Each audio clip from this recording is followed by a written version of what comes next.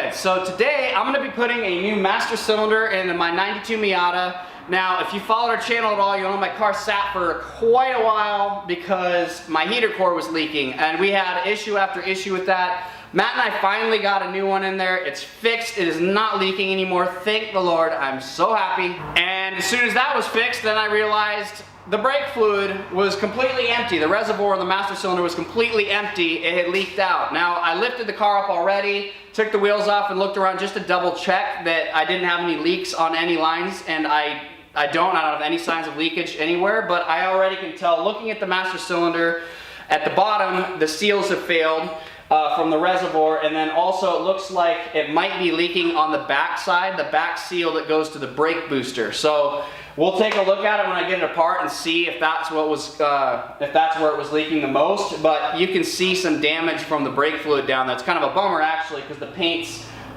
pretty much ruined underneath that area under the fenders. So maybe someday when I have time, we'll take all that apart and repaint under the hood. But for now, not a giant deal. It doesn't stop the car from driving. And I really want to start driving it again because it's been parked for so long. So let's go ahead and get started. And like I said, first thing, just lift your car up, pull all four wheels off, because you're gonna have to bleed all four corners of your brakes anyways as soon as you're done with this. So do that, and then we'll catch up right here on the master cylinder. Okay, so down here is your master cylinder.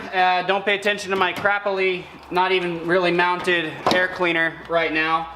I can just push that over. So if you have the stock air box in the car, you're probably gonna wanna remove it because it sits over in this area and it might be in the way when you're trying to pull your master cylinder off this way. I don't have to worry about that. I'll just shove that out of the way for now. Now the only tools you're gonna need is a 12 millimeter. It's nice to have it on a socket. A wrench works too though. You will need a 12 millimeter on a wrench as well. And 10 millimeter for the smaller brake lines that sit on here. So the first thing I'm going to do is make sure I crack all the brake lines loose and not let them leak yet. And then I'll also throw some rags down here to catch the fluid. Obviously this has been leaking already anyways, but the paint that's down here and the under, you know, behind the fender area is actually pretty damaged because of that. So if yours is not damaged yet, do everything you can to avoid that. If you can suck your master cylinder dry, so there's not extra fluid in there spilling out, that's a good thing to do. And like I said, just stuff rags down here to catch everything so that you don't have to worry about it. And then if you do get any spills, wipe it up afterwards and you're done and it should be all right. So first, I'm gonna just go ahead and crack these loose. Sometimes after sitting for a long time, they're hard to break loose, but there we go. Top one there, and then get this one on the back side. There we go. That one wasn't too bad. Nope. I'll go back a little bit. And then there's one down here. You'll see this line coming off the side. It's pointing to the back, and down under here there is another 10 millimeter line to break loose. Oh, there we go. Cool. So those are all broken loose, and then let me go get some rags of stuff down there, and I'll be right back. All right, now that the brake lines are broken loose, I'm actually not gonna remove them just yet. I'm gonna go ahead and unmount this from the brake booster first, but then at least now I know these are all broken loose, so they should come off quickly. And since this was bolted in tight while I did that, I didn't have to worry about it wiggling around while I was trying to break these loose. Also, while we're here, you've got this little plug going, that's your brake fluid level sensor. Go ahead and just unplug that. There we go. And now we have two 12 millimeter bolts to take off. We have one right down here and the other one's right across from it on the other side. The other one's easier to reach with a socket. The one on this side is easier to reach with a wrench. And I have a little ratcheting wrench here, which makes it very convenient. Make sure you set your bolts somewhere where you don't lose them and forget where you put them. And now we can go ahead and pull it forward a bit, just to break it loose. There we go. And your proportioning valve has a little bracket that comes off of it that sits on top of it in a way. Now just that it's pulled off the studs, I'm gonna go ahead and I'll grab another rag because I think that's gonna spill further forward. But I'm gonna go ahead and actually remove all three of those brake lines now, and then just pull this thing off and throw it away because this is trash. All right. I'm gonna go ahead and get this one first since it's the highest up. Hopefully that means it'll leak the least. while I am removing the other two. Remove the bottom one first, it's probably gonna leak more. That one should be free now. Yep.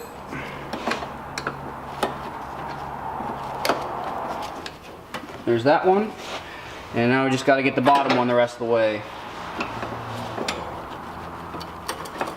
Okay. Now just pull it forward. Alright, now all three are off. Go ahead and just pull it forward. Lift this bracket up a little bit on the proportioning valve, and you should be able to kind of wiggle this guy out of here. Oh, this brake line's off, but it's still stuck. There we go. Come on. There we go. There it is. It's out. So now that my old one's out, here is my new master cylinder right here. I picked this one up from Napa, and it also comes with these blocks so that you can bench bleed it.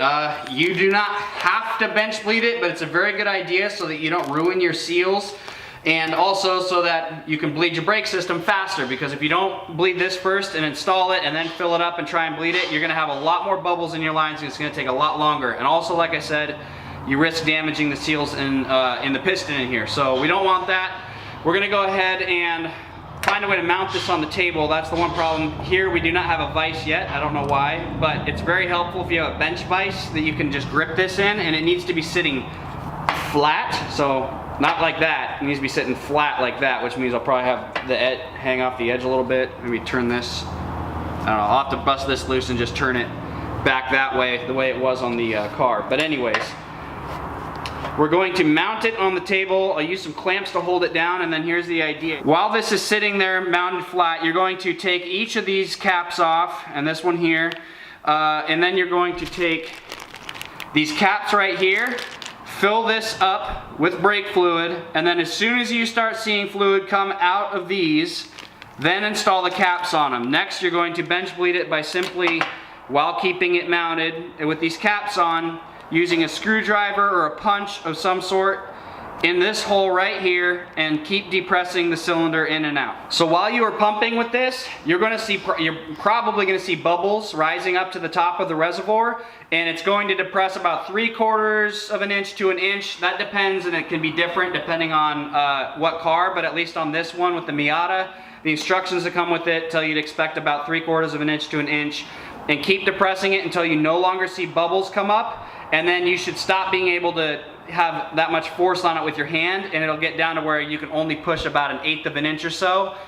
At that point, you're done bleeding this thing. You can stop, leave the caps in it, go ahead and install it back in the car, and after I'm done bleeding this, then we'll get to that part. All right, I don't have the right set of clamps, and I can't find a good way to get this to clamp down. There's nothing real good that's flat to grab onto on the top. I can't grab it here because it's straight across from this. I need somewhere along this area if I want to put it flat on a bench. That's the only one. I can't cover that up. So I'm going to go ahead and actually just do it by hand, hold it, and I'll get a punch and push. It's not the best thing, but it's better than nothing. So I'll go ahead and fill this thing with fluid, put caps on these, and then start doing it by hand. Perfect. So we're not getting any fluid out yet, but I am getting a couple bubbles once in a while rising to the top. It might take a little bit of time. All right, so this bottom one started leaking just a second ago, finally started draining. So I threw another rag and towel down just so that I can see if any new fluid shows up when I start actually bench bleeding it, because I want to hopefully make sure that this is sealed at least enough that while I'm pressing in this with my hand, it will not let new bubbles back up into the system. That's what we do not want. So the next one should probably be the back one, which is around back on this side. That one will probably start draining next, and then it should start coming out here. And once all three of those are done draining and ready, then I can start pumping. And it's worth noting the fluid level in this actually is dropping, so it's filling that cylinder up. All right, that one took a while, but this one on the back has started to let fluid out, so I'll go ahead and cap that one, and then I just gotta wait for it to come out the top, which actually, now that I'm screwing this in, it's starting to make bubbles there, so it should rise pretty quickly. I'll let it keep going though until it gets to the very top so that it's a nice seal. There we go. Okay, and now I have a punch here that I'm gonna use right on the back side of the shaft. And I got this nice big washer just to stick this in so that I have something to push with my hand against, because you're not going to be able to push super hard against that small spot there. It's just going to hurt your palm, and you're not going to be able to push quite as hard and make the piston actually go in. So let's go ahead and push. Oh, there we go. Bubbles are coming up. Man, these plastic caps suck. I kind of tightened them all down as much as I could, but they're still leaking a little bit, which means it's getting bubbles out, but it's probably also drawing air back in, which is going to make it pretty difficult to actually bleed this properly. If it firms up, then I know it's working. And it is taking more fluid without leaking much, so I'll top it off again.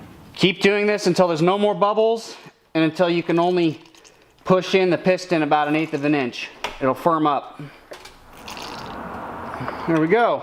All right, that firmed up pretty nicely. So I made a little mess here. I'm gonna go ahead and put the cap back on this. I'll throw a little more fluid in it so it's full. There we go. All right, put the cap back on so we don't spill and make a mess. And now it's time to go back and install this in the car. I'm gonna go ahead and wipe down the brake booster and stuff because it's all dirty. And then just gotta slip this back in. And then one by one we'll remove these and install the actual brake lines. And I'm not gonna actually bolt it in all the way until the brake lines are installed. A lot of times it's really difficult to get them all lined up perfectly. Those flange nuts kind of suck to get started if it's not perfectly straight. So it's easier to be able to manipulate this around a little bit, get them nice and straight, get them started and installed, and then go ahead and, you know, bolt this onto the brake booster. And then if you need to after that to tighten up these just a little bit more, you can.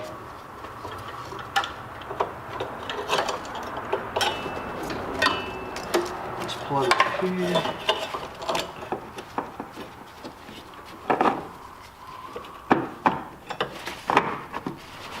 All right, now one by one, go ahead and take off your caps and get your actual brake line started. With these flange nuts, don't force them in, don't push, just line them up as close as you can. You can push a tiny bit and start spinning, but you do not want to push and try and force it and end up cross-threading them. Then you're really going to be in a nightmare. Just get it in as far as you can with your fingers until it tightens up. And do the next one.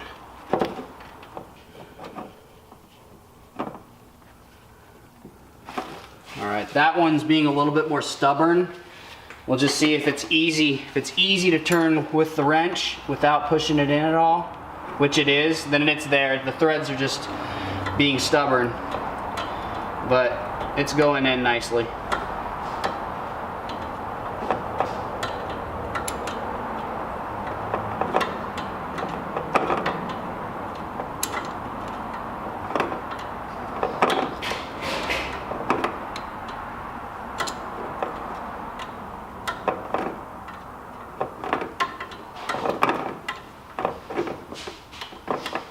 All right, that one's snugged up, that one's snugged up, and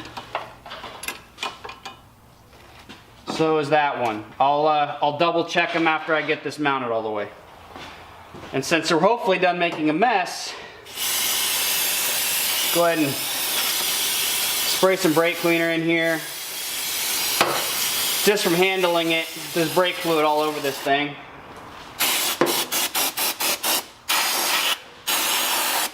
You still might want to keep your rags down here because it's worth noting that this is not going to help your paint situation. Now make sure this bracket's lined up with the master cylinder and go ahead and slide the master cylinder back on those studs and get this bracket slid back with it as well. There we go.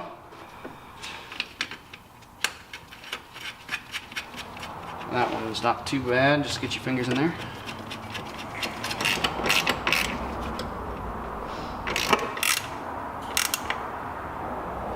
There we go. Now time to double check these lines again. Now don't go too tight with these, don't push super hard. You don't want to strip these and then make your life much harder if you ever need to do this job again or open them for some reason. Don't forget to plug your brake fluid level sensor back in. Then you'd have your light on yelling at you for not having any brake fluid and you'd wonder why. There we go. Now it's done, but not really because we still have to bleed the brakes. Alright, so now we need to bleed the brakes in the car. No matter how good of a job you did bleeding the master cylinder, by the time you took those lines off and put them on, you've got bubbles in your system somewhere. So we need to do all four. Now, All cars have a proper order to do this in. The Miata specifically is back driver side, then back passenger side, and then front passenger side and front driver side last. Basically, you're starting at the longest brake line as far away from the master cylinder and working your way around. Some other cars have a different order. Usually you start from back to front though. Anyway, so I'm gonna show you guys how to do that, and you're just gonna do the same thing. We're gonna start, like I said, back driver's side, and then from there, go all the way around. Make sure while you're pumping, you get all the bubbles out. It might take a while actually to even see any bubbles because the bubbles are gonna be up here, and we're gonna have to work them all the way back through. So anyways, let's go ahead and get started. All right, so you will need a friend to assist you. Say hi to Matt. Hi to Matt. Yeah, you. And we're gonna go ahead and go down here. And at the very top of the brake caliper, there is a bleeder screw right in the back there. So anyways, make sure your master cylinder is full before we do anything else, which it should be because we just bled it and filled it. And then start back here on the back right of the car, and you're gonna need to go up to the front periodically to check and make sure you don't go too low. If you actually empty that reservoir, you gotta start all over again because you got more air in the lines. So we do not want that. I'm gonna go ahead and get a drain pan under here, and it's an 8mm, I believe, and the wrench you'll need to bust open the bleeder, and we'll get started. All right, so you're gonna grab an 8mm, you're going to put it on the bleeder screw here. And if you have a plastic or clear line that fits on here so you can drain it cleanly without it running down the caliper and dripping, that is a cleaner, nicer way to do it. I can't find one around here, so it's okay. The fluid will kind of squirt out and it'll spill down. I've got a drip tray under here to catch it. And then what's gonna happen is Matt is going to pump the pedal a few times till it builds pressure, and he's gonna tell me when it gets firm, and then he's gonna hold down. And as he holds down, I crack this open, it'll spray fluid out, and then we continue doing that until I see no more bubbles. Like I said though, I'm gonna have to do this for a little while before I actually get any because the bubbles are further up in the system. So, you ready to start pumping, Matt? Ready. Go ahead and pump it several times. Tell me if it's nice and firm. It's pretty firm. Is it? Yeah. Okay. Well, when you're ready, tell me when you're holding. Holding. Holding. Okay. Ooh, there we go. There's a nice stream, and the pressure went away. All right, pump it up again. And make sure that you do not open this and have your partner let their foot off the pedal. Then what'll happen is you'll suck air back into the system. Holding. Holding. Pump. It's worth noting that this back one, the first one you do, is going to take the longest because the fluid's got to travel all the way back here. And then once it's back here, doing the other side should be pretty quick. Shouldn't take too long to get to the to get any bubbles and then get them out. And then, like I said, up to the passenger side and then the driver. Holding. Pump.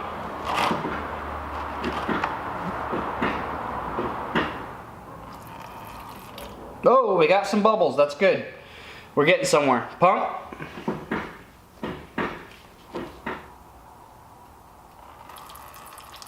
Oh, a little bit of bubbles there too. Pump. Holding.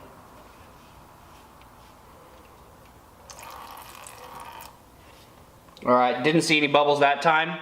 We'll do it another few times just to see if we get any. If we don't after another 3 or 4 tries, then I feel pretty good about the fact that we got the bubbles through the whole thing. So keep going, Matt. Holding. A little bit more bubbles in there. Go ahead and keep pumping. Now at this point, I'm gonna just go check the master cylinder and make sure that it's still got plenty of fluid in it. Holding. All right, master cylinder was at about halfway between the max and minimum mark, so I just topped it off again. Go ahead and pump, or hold, Matt. Yep. A little bit of bubbles still. All right, keep going. They kind of went away for a while. And do nice long slow pumps. Don't just like hammer it down and pick your foot up really quickly trying to be fast. That'll end up taking longer than just nice, good, steady, slow pushes. Holding? Holding. Bubbles. Pump. That was another steady stream. Pump. Pump. That was a good one. So that's 3 steady streams in a row. One more with no bubbles, and I think we're good on this corner. Holding. All right, one more for good measure. One more time. Cool. All right, go ahead and pump again. I'll go to the other corner. After I'm gonna spray this down with some brake fluid, or brake fluid. It's got plenty of brake fluid on it. I'm gonna spray it down with brake cleaners to get the brake fluid off so it's not sitting on all this stuff. All right, that is how you bleed your brakes. So go ahead and continue. Go to the passenger rear, then the passenger front, then the driver front, and you're done. So I'm gonna go ahead and finish this up with Matt. The rest of these shouldn't take as long as this one took because this was all the fluid through the lines to back here. So the back on the other side, that line's only like 2 feet long. It should be pretty quick and easy to get that one. Anyways, let's get this done so I can finally drive my car again soon. All right, guys, thank you for watching. I hope you found this helpful.